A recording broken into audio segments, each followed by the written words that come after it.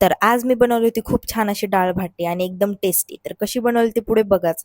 तर hi hello good morning, मी अनिशा घेऊन आली आहे परत एकदा एक मिनी ब्लॉग. आज सकाळी खूप जास्त लवकर उठले होते, स्वयंपाक करून घेतला, त्यानंतर दिले मेसचे डबे. दिवसभर काही रोजचीच रुटीन सेम.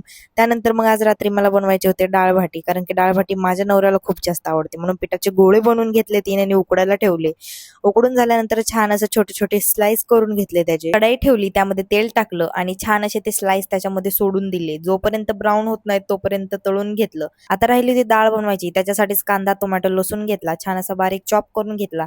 त्यानंतर मग पातेल्यामध्ये जिरे मोहरीचा तडका मारला. त्यानंतर कांदा फ्राय करून घेतला.